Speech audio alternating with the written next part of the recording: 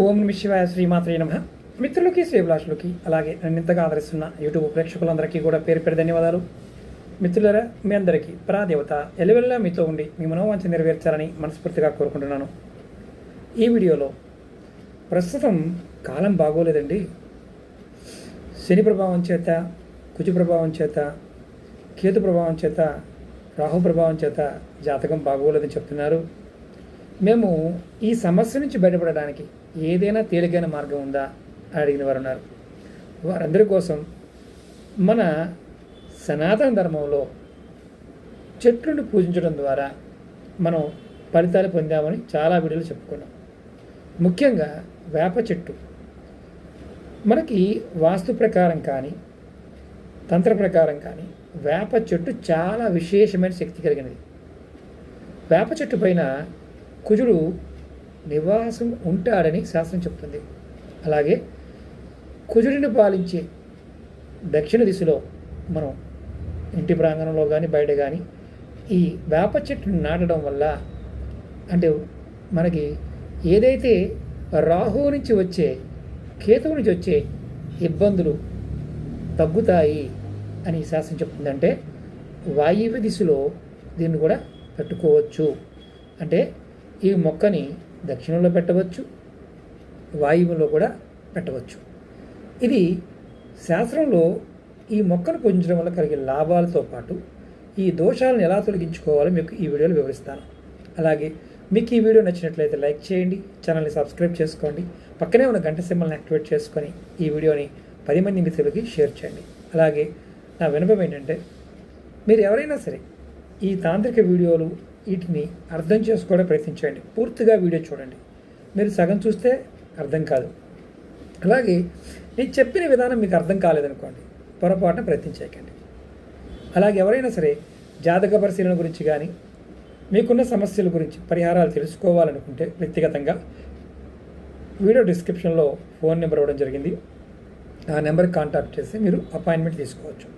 జాతక పరిశీలన, తాంత్రిక సమస్యలు, తాంత్రిక వస్తువుల గురించి కూడా మీరు అడిగి తీసుకోవచ్చు.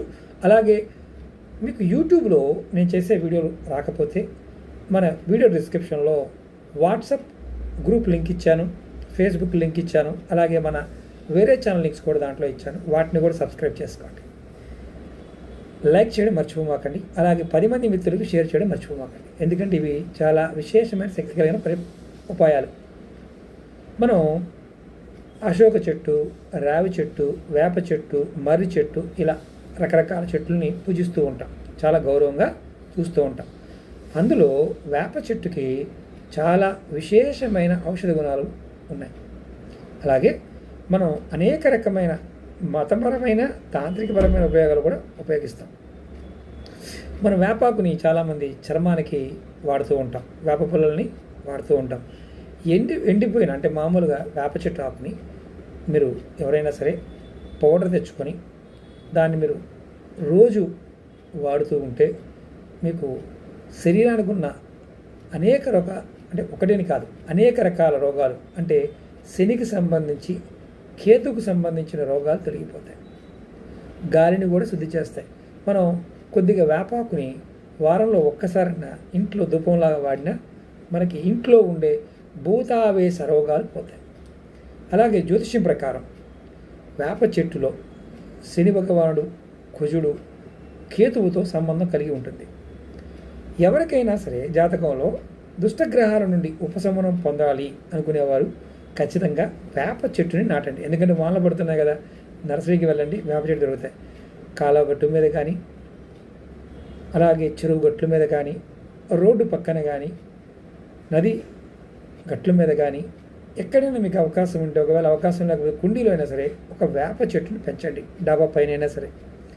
అలాగే మీరు స్నానం చేసేటప్పుడు వేపాకులు నీళ్ళలో వేసుకొని స్నానం చేయడం వల్ల మీకు కేతువు యొక్క చెడు ప్రభావాలు తగ్గుతాయి. అదేంటి గురువుగారు, మనం వేపాకుతో చేస్తే నిజంగా తగ్గుతాయా? శాస్త్రం చెప్తున్న మాట అది. మనం వేపాకుతో చేస్తే కేతువు నుంచి వచ్చే చెడు ప్రభావాలు తగ్గిపోతాయి.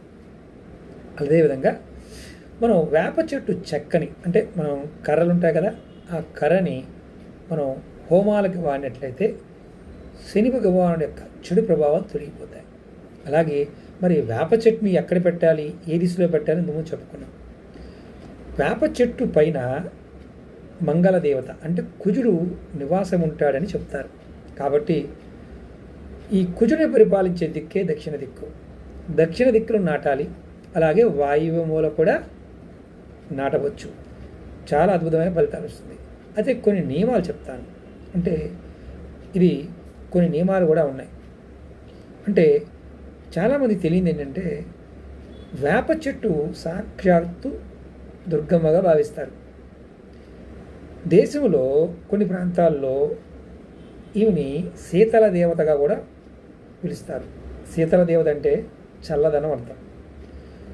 మనకి అమ్మవారు మసూచి, పొంగు ఇలాంటివి వచ్చినప్పుడు, అంటువ్యాధులు వచ్చినప్పుడు ఈ మసూచి సమయంలో వేపాకులతో స్నానం చేపించడం, వేపాకులతో ఇసురుతూ ఉంటారు. అందుకని ఆమెని శీతల దేవత అంటారు. అంటే వేపాకుల పొగ కూడా తంత్రమంత్ర ప్రయోగాలకి తొలగించడానికి వాడతారు. శక్తిని ఇస్తుంది, అలాగే చెడు శక్తుల్ని తొలగిస్తుంది. అలాగే వేప గింజలతో చేసిన మాల మనకి పూజా వస్తువులు అమ్మే షాపులో అమ్ముతారు, ఆన్లైన్లో కూడా దొరుకుతాయి. ఎవరైతే శనిగ్రహం బాగోలేదు, శనిదేవుడి యొక్క దుష్ప్రభావాలు ఇబ్బంది పడుతున్నారో వారు వేప గింజల మాలని మీ దగ్గర పెట్టుకోండి. అలాగే స్నానానికి వేప ఆకుల్ని వాడుతూ ఉండండి. అప్పుడు కేతువుని చల్లబరుస్తుంది కాబట్టి మనకి ఈ దోషం యొక్క ప్రభావం తగ్గుతుంది. అలాగే ముఖ్యంగా శని భగవానుడికి వేప చెట్టు అంటే చాలా ఇష్టం కాబట్టి కుంభ రాశి వారు ఎవరైతే ఉంటారో, అలాగే మకర రాశి, కుంభరాశి ఇద్దరు కూడా ఈ రాశిలో జన్మించిన వారు ఎవరైనా సరే వారికి చాలా మంచి అంటే మామూలు కాదు, చాలా అద్భుతమైన శుభ ఫలితాలని వేప చెట్టు ఇస్తుంది. అంటే వీరు వేప చెట్టుకు నమస్కారం చేసినా సరే వీరి జీవితంలో ఇబ్బందులు తొలగిపోతాయి.